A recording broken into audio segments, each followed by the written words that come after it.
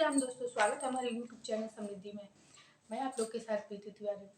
दोस्तों, आप लोग वीडियो को स्किप मत किया करें, क्योंकि जो बातें मैं शुरू से करती हूँ उसका अंत में ही जाके मैं सब कुछ बता करके ख़त्म करती हूँ। तो बीच में भी यदि आप लोग वीडियो स्किप कर देते हैं तो आप लोग को पूरी बातें समझ में नहीं आएंगी, और पूरी बातें समझ में नहीं आएगी तो फिर मेरी बातें बताने का जो आप उपाय ही नहीं करेंगे तो फिर उसका मतलब ही क्या रह जाएगा। दोस्तों, वीडियो अच्छी लगे तो सब्सक्राइब कीजिए, लाइक कीजिए। आप लोग के लिए ये एक बटन होगा, लेकिन मेरे लिए बहुत ही ये मोटिवेट करता है, ज्ञानवर्धक होता है, क्योंकि मैं इस आपके एक बटन से मुझे प्रेरणा मिलती है, ताकि मैं ये सोचती हूँ कि ये वीडियो मेरे लोगों तक अच्छी लगी है, लोगों को पसंद आई है, तभी तो ये ऐसा लाइक किया है। तो दोस्तों, आप ये मत भूलें और वीडियो को स्किप करके मत जाए।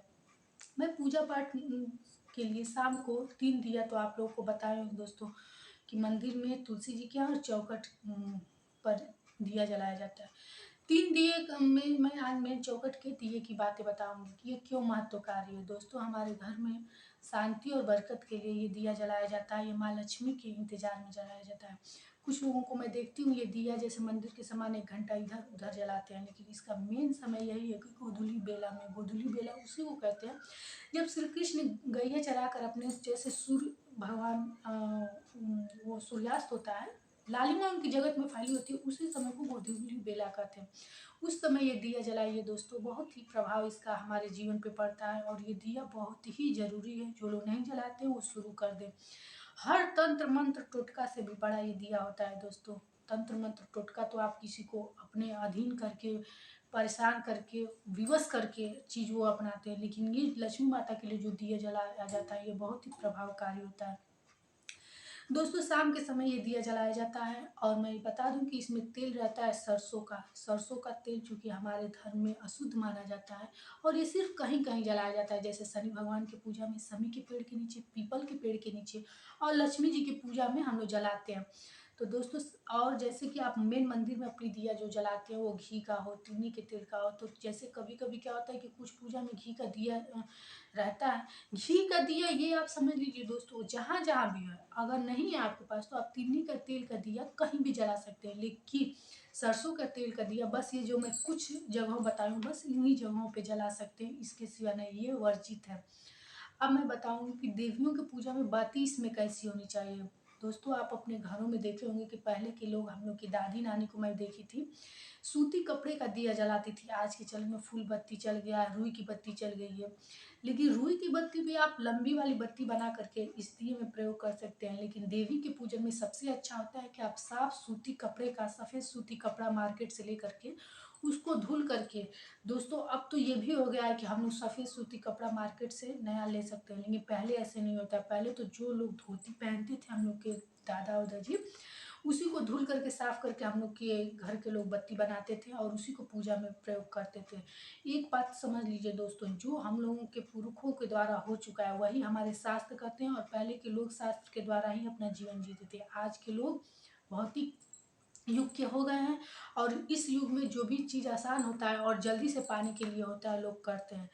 तंत्र मंत्र टोटका जो कि तुरंत तो आपको कोई चीज़ दे देता है, लेकिन वो बहुत ही आपको परेशान बाद में करता है। इसलिए उस सब चीज़ों से ना होकर आप अपने पुरखों द्वारा किए गए काम यदि करेंगे तो आपके लिए ज़्यादा अच्छा होगा।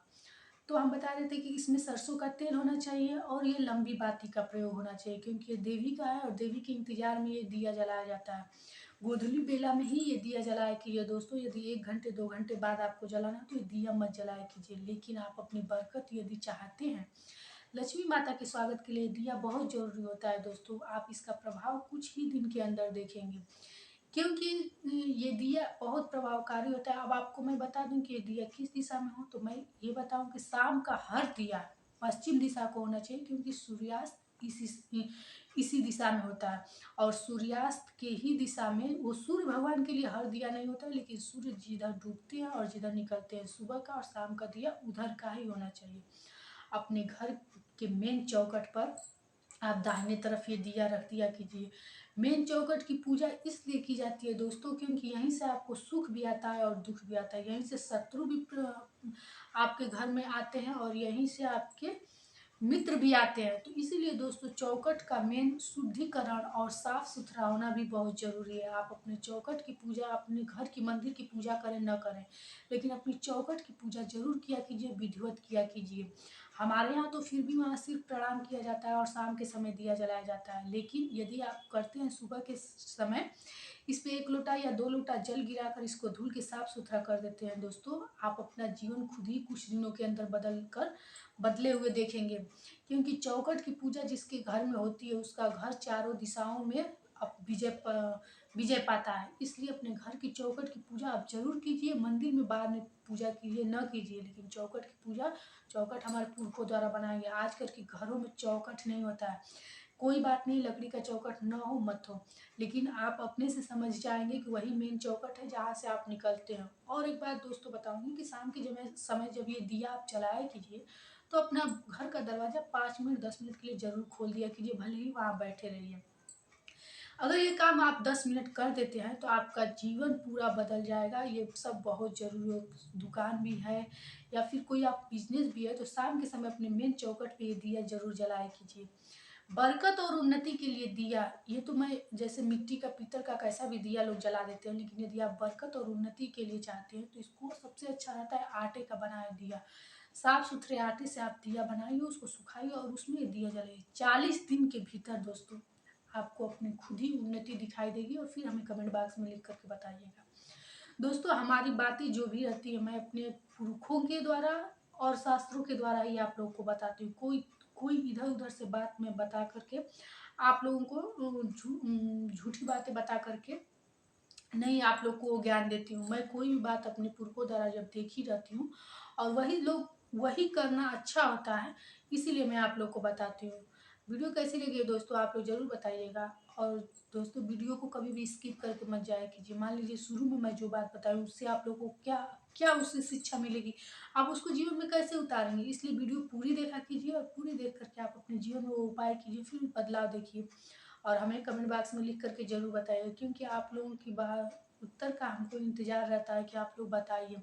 उसी से हमको प्रेरणा मिलती है और फिर मैं सोचती हूँ कि फिर अगले दिन आप लोगों को नए वीडियो में कोई ज्ञान की बातें, कोई वैसी, क्योंकि आप लोग को तो मैं पिछले वीडियो में बता चुकी हूँ कि मैं हमेशा ज्ञान वो अपनी धार्मिक पुस्तकें पढ़ती रहती हूँ, उसमें से अच्छी-अच्छी बातें देखती हूँ। मुझे तो सीरियल, टीवी ये सब पसंद नहीं है कि मैं वो देखूँ। तो इसलिए दोस्तों आप लोग को वीडियो अच्छी लगी तो सब्सक्राइब करें। फिर मिलेंगे नए वीडियो के साथ। जय श्री राम दोस्तों।